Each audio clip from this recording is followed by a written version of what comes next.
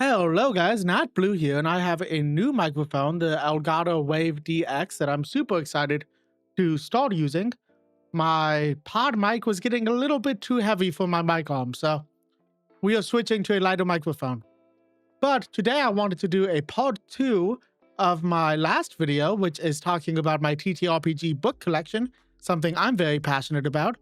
And today we are talking about the TTRPG books that are not owned by Wizards of the Coast. So they're not owned by Hasbro, they're not owned by Dungeons and Dragons, they are independent books.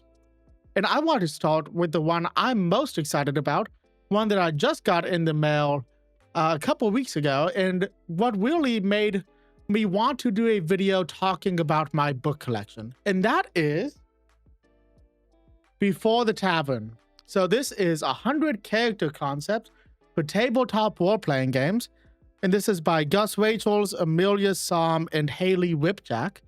I learned about this from Haley Whipjack, so I follow her on TikTok, and she was talking about this book. Jordan Brown, another TikTok creator that I love, who interviews a lot of people from Dropout, was also talking about this book, and I am super stoked about this. This is a bunch of ideas for characters. So this one, the one that everybody's been talking about in the promo stuff, is Raised by Snake Wolves. And the cool thing about this is I'm going to try to do this in one fell swoop, but these pages are perforated, so you can tear this page out. And from what I understand, the page that everybody is tearing out is Raised by Snake Wolves. So we're going to try to tear this out real quick. I'm going to move this mic.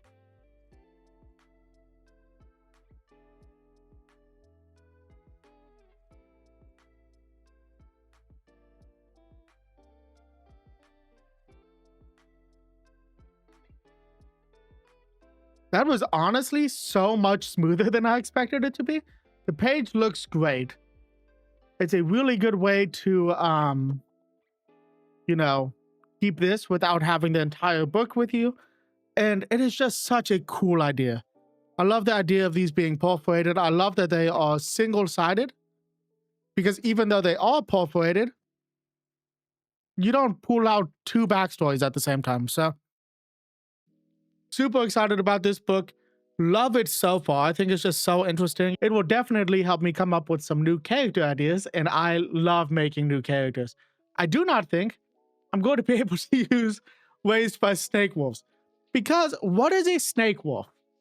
Like, that's not a thing. And I love that about this sheet, is that, snake wolves aren't real. And I'm sure there's plenty of examples in the book about funny things like that, about, how to make a character that's a little bit odd. And that's what I love about my characters. So next up, I wanted to talk about a D&D 5e companion book that I'm super excited about, made by Hit Point Press. And that is Humblewood. So this is the Deck of Many presents Humblewood. This is the campaign setting. It has a lot of stuff about the different races in Humblewood. This is just the core book. I know that they have some new add-on books that go a little bit more in depth about different areas of Humblewood. I do have a makeshift bookmark in here because I am taking notes on this book right now for a D&D video that I want to upload. And I am stoked about this because I love the idea of playing a little animal in a D&D campaign. And they have a raccoon animal, and I love raccoons. So I will definitely be trying to run this for a group of people and trying to convince somebody to run it for me, because I want to play a little raccoon, and I don't want it to just be as an NPC. Because obviously I can play a little raccoon as an NPC, but I mean, I want to be the little guy myself. So I am excited about this. The artwork is beautiful in this book. Let's find a page we can flip to. So that is like the Corvid race. And they just have beautiful artwork in here. It is such a cool concept where the bard folk are in a higher class than the humble folk. And I just think it is so interesting, and I am excited to dive into that. I will say there's a few things about Humblewood I haven't loved so far. I think the character sheet could use a little bit of work, and that is something that I talked about in the character sheet video I recently did. But overall, it is just such a cool setting to use. and something I am super stoked to explore. Hit Point Press always delivers when they make a new D&D product, and that just adds to my excitement. So I love the idea of Humblewood. I am so excited to dive into it. I did buy a book with small mistakes in it. So if you go onto Hit Point Press's website, there's an option to buy like misprints. So maybe there's something wrong with the pictures, maybe there's some spelling mistakes, but these are books that they did not fully release because of a misprint. And it is such a heavy discount on a misprinted book. So on their website, they call these imperfect books. And the Humblewood book is marked down from $50 to $10 for a hardcover book if you buy a misprint. I apologize for the lighting of this video. With autofocus and auto white balance, my camera is flipping out, but I definitely recommend checking out Hit Point Press overall. Humblewood is great from what I can tell so far. And like I said, you can get imperfect versions of the book for heavy discounts.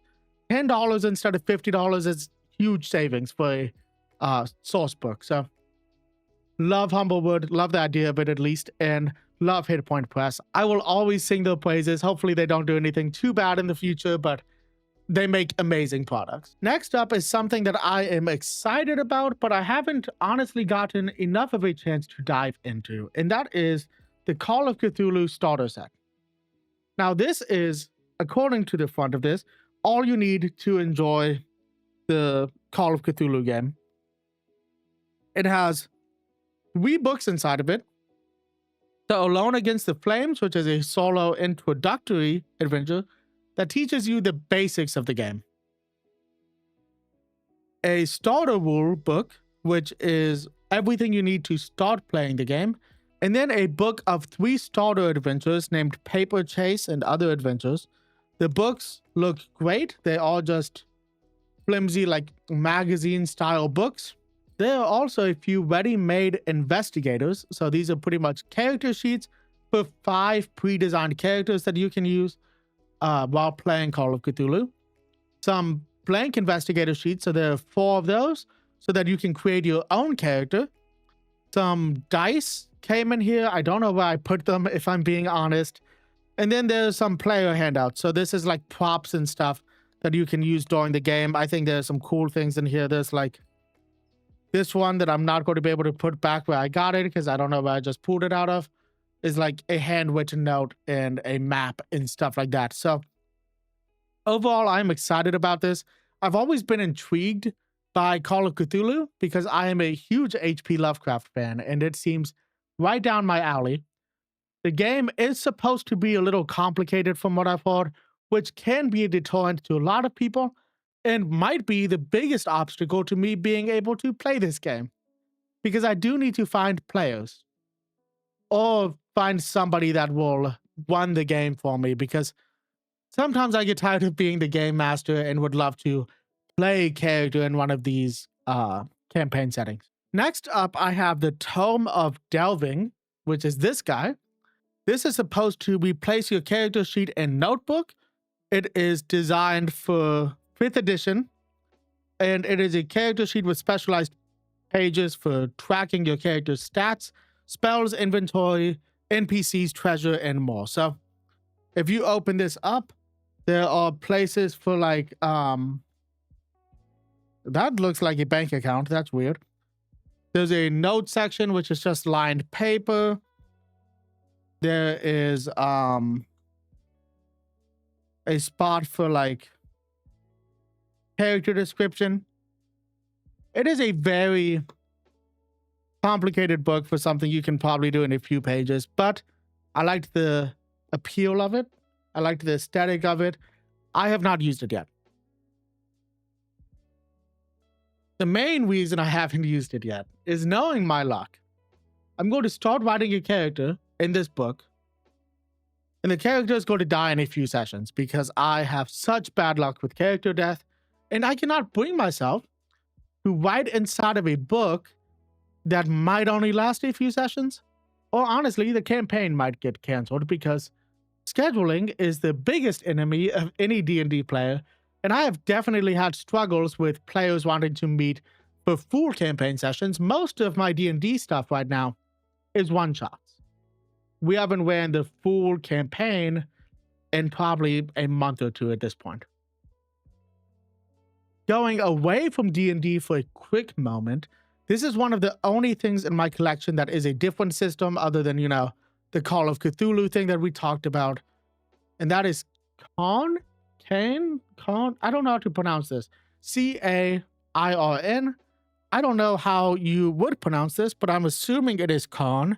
It is an adventure game with a mysterious woodland filled with all matter of creatures. It is a very simple TTRPG system. Now, there is something odd here. I bought this on Amazon. It is a little booklet that tells you the rules and everything, how to run the game. This is for the game master, from what I can understand. But for some odd reason, the first 30 pages of this book is the window novena. This is a prayer. This is a prayer to let Jesus take care of everything. And I have a theory about this. I believe that this is in the beginning of the book because these guys, a small indie publishing company, probably use the same vendor as the people that print this. What probably happened is this is probably a misprinted book. I do not believe the first 30 pages of this are supposed to be a prayer.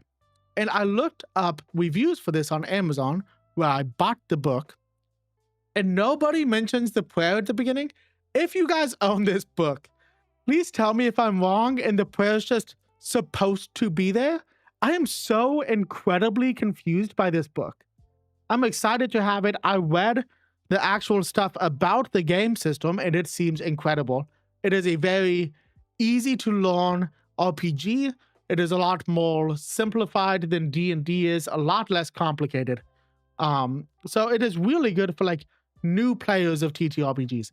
I do not know when I'll get to try this system out because my players don't seem interested in learning something that isn't 5e. So I will need to find a different group for when I want to try this.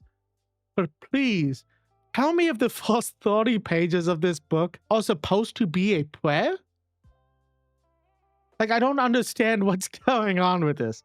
So please let me know if I got a weird copy or if they did this just to screw with people like me that might not understand the joke entirely. My next 4 books are a bit similar. So I have the Game Master's Handbook of Proactive Role-Playing. This is a guide to how to get better at role-playing characters. And I love this book. I've probably gotten halfway through it at this point. I don't read as much as I used to, but it is very insightful. It has a good foreword in it by Jenny D, who I like, but seems not to be the most loved creator in the D&D space, and I kind of want clarification on that because I don't understand why people don't like her. I have the Game Master's Book of Random Encounters. This is probably the cheapest Game Master's book I've ever seen. A friend of mine bought this for me at a 5 and below or something. But it is also pretty interesting. There's just a bunch of different random encounters in here. The other book that I just talked about is mostly text-based. It's just something you read to learn how to roleplay better. This one has got a bunch of cool little encounters that you can throw into a campaign. This next one might be my favorite one out of these, and that is the Game Master's Book of Non-Player Characters. I have little pieces of paper in here because I have found characters that I want to pull inspiration from. So we are going to flip to one of these pages. And it has really good artwork. It has stat blocks for different NPCs. And there are a bunch of cool things in here that I just want to use in campaigns. So there are different attacks and stuff that I haven't really seen very often. There are different abilities I haven't seen very often. And I just want to pull those into a campaign setting. I am constantly looking to homebrew new monsters and stuff. I love homebrewing.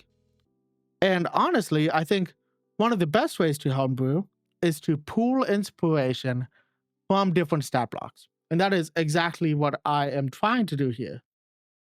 So I know one of the coolest concepts I've found in here is the limb cutter, which is a pale white creature with a jagged toothed smile, long knives in his forearms, and swiveled arms halfway down his torso. And he has an attack that if somebody fails a constitution saving throw by over 10, the limb just gets hacked off.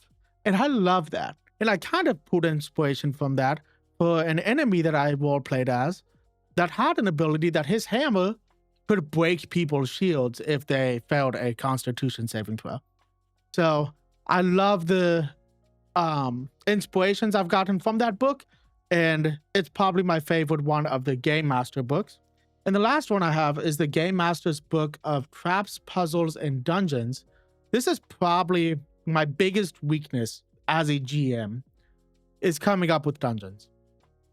Most of the dungeons I run, I find from other sources. I don't make them myself. So for instance, I will buy somebody's dungeon off of Dungeon Masters Guild. I love supporting the people on there. Or I will find it in a module book that I have and just tweak a few things. But I don't make a lot of my own dungeons. I am not good at dungeon design. I will admit to that. And this just gives me a lot of cool ideas. And I love pulling traps from this and puzzles from this, because those are also things that I sometimes struggle with. So this is also just a great source of inspiration. I think the Game Masters books are all great sources of inspiration, and I recommend them to anybody trying to improve themselves as a GM, or in the instance of the proactive role-playing book, this little guy, improve themselves as a player. So, I mean, this book can also be good for like role-playing NPCs and stuff like that. But I love this. This book is also good for how to include your player characters in the narrative of the game that you're planning. So making sure that the backstories tie in, that the players have some reason to actually participate in the campaign, other than the fact that you guys get to meet every so often. But those are my books that I wanted to talk about today. I hope you guys enjoyed this video. If you have any comments about any of the books I talked about, please leave a comment. If you have any suggestions for books that I might want to look into, leave a comment.